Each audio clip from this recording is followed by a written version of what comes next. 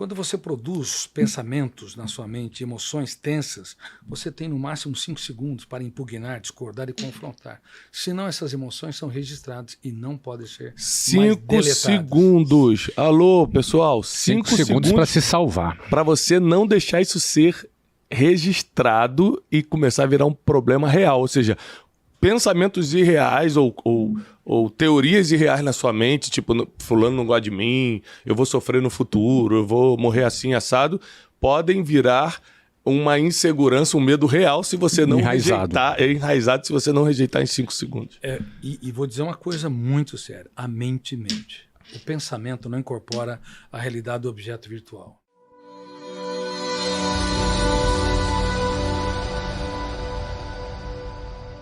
De estudar a forma que Jesus lidava com as emoções, a gente começa a entrar num processo de cura ou reedição emocional, somente estudando a história dele.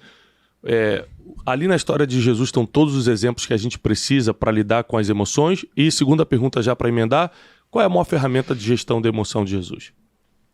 Bom, em primeiro lugar, ele treinou os seus alunos por 3 anos e meio. A educação é fundamental. Em segundo lugar, as religiões todas falharam. Do protestantismo ao catolicismo, ao budismo, ao islamismo, em não estudar a inteligência dele, embora no budismo ele seja extremamente respeitado, no islamismo ele é considerado, ele é levado em altíssima conta, mas esse homem não foi estudado pelas religiões. E ele também não foi estudado pelas universidades. Harvard, Cambridge, Oxford são capazes de estudar pessoas que não impactaram muito a humanidade, mas ele foi o que mais impactou a humanidade, mas não foi estudado sobre os ângulos das ciências humanas. Então houve uma falha grotesca da teologia e das universidades. E entre as ferramentas que ele ensinou para os seus, foram várias, para os seus alunos, para os seus discípulos, está em que você deve aprender a perceber que cada ser humano é único e irrepetível. Se você não for bem resolvido na sua autoimagem, a maneira como você se vê, você não vai ser bem resolvido na maneira como você se sente na sua autoestima. E, portanto, ele individualizava o ser humano. Outra ferramenta muito importante é que ele ensinou seus alunos a nunca se curvar à dor. Porque o céu e o inferno emocional estão muito próximos de cada ser humano. A vida é um grande contrato de risco.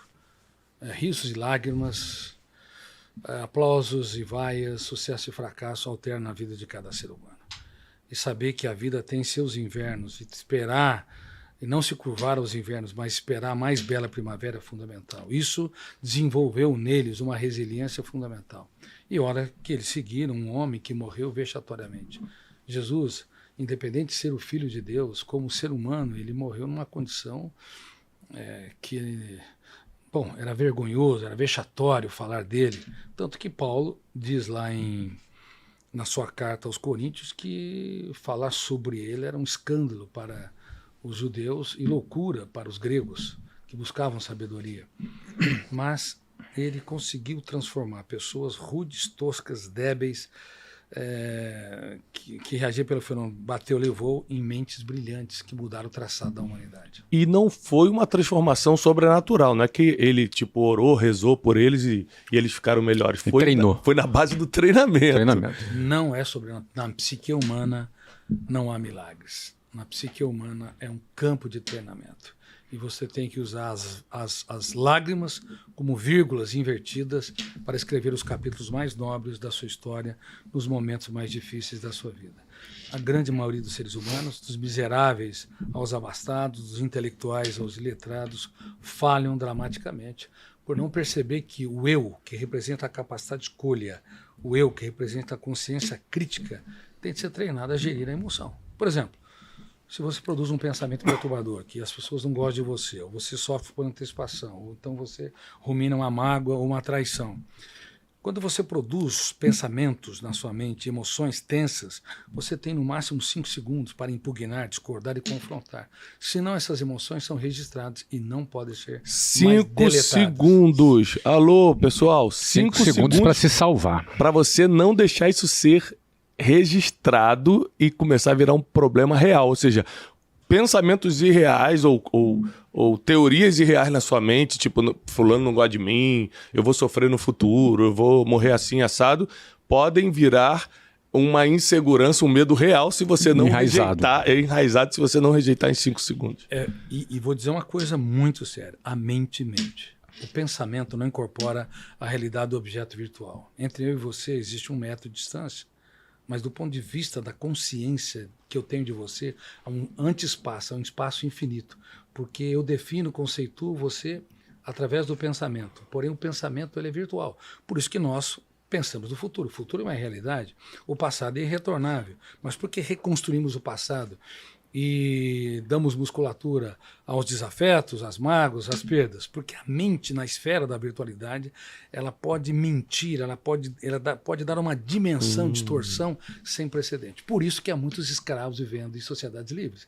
Há 800 milhões de pessoas que passam fome no mundo, que ingere menos de 2.000 calorias, mas há mais de 7 bilhões de seres humanos desnutridos, cujo eu não consegue proteger a emoção e cujo eu não consegue impugnar, discordar e confrontar de pensamentos, os seus pensamentos perturbadores.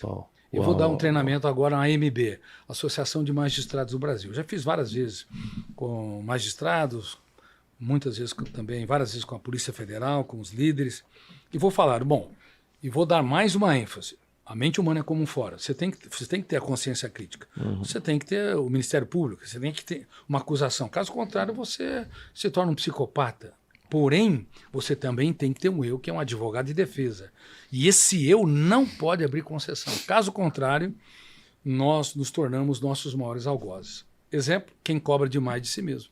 Quem cobra demais de si mesmo é um carrasco de si. Ainda que possa ser ótimo para a sociedade, é péssimo para si mesmo, porque registra janelas que encarceram o ser humano no único lugar que ele deveria ser livre. Essa alegoria foi muito clara, né? Ou seja, tem que ter todo um esquema jurídico na nossa mente, no qual o seu eu, a sua mente é o advogado. Só antes de eu passar para o Flávio, o senhor falou uma coisa que me tocou muito e me lembrou até um versículo bíblico. O senhor disse que a mente mente. A mente mente. E mente muito. Mente muito. A Bíblia cita a palavra coração mais de 930, eu digo isso na qualidade de teólogo, mais de 938 vezes a Bíblia cita a palavra coração, referindo-se à sede das emoções, tá? A mente. Então tem um versículo no livro de Jeremias que diz, enganoso é o coração do homem. Então seria a base teológica para essa sua afirmação que a mente mente? Ou seja, a gente não pode confiar tanto na mente, nós precisamos dominá-la? Olha, Tiago, tem razão e todos aqueles que nos assistem devem ter esse conceito. A emoção nunca vai passar de um bebê, ela não amadurece. Ela é ingênua sempre. E vai faltar papel aí, hein, cara? Traz mais papel para anotar que está acabando o primeiro aqui. E além disso, o pensamento, como ele é virtual, a emoção é real, infantil sempre, e o pensamento é virtual, ele é capaz de transformar uma barata num dinossauro. Por isso tem muitas pessoas que dão escândalo diante de uma barata. Talvez não seja seu caso, mas tem mais de 100 tipos de fobias, desde a nictofobia, medo da noite, a lodoxafobia, medo da opinião dos outros ou dos haters. Em tempos de cancelamento? Em tempos de cancelamento. Um hater é capaz de causar muito mais impactos, mais do que 100 elogios. E tem a glossofobia, 75% das pessoas têm glossofobia, medo de falar em público. 70% timidez. Bom, então a mente, ela distorce. Doutor, e a feiofobia? Porque depois que o Erle começou a trabalhar aqui, a gente ficou muito assustado. Você acha que é normal ou é uma feiofobia que a gente tem que curar? Eu quero falar pro Erle, você é único e irrepetível. Aê, Erle! Muito bem, hein? Você não pode fazer como as pessoas vão diante dos espelhos. Espelho meu, existe alguém com mais defeito do que eu? Você tem que falar assim, eu sou um sujeito único, sou um ser humano que namora a vida antes de namorar alguém. Porque não tá namorando ninguém não, é só a vida mesmo. É só a vida, já é alguma coisa. Já é uma grande coisa.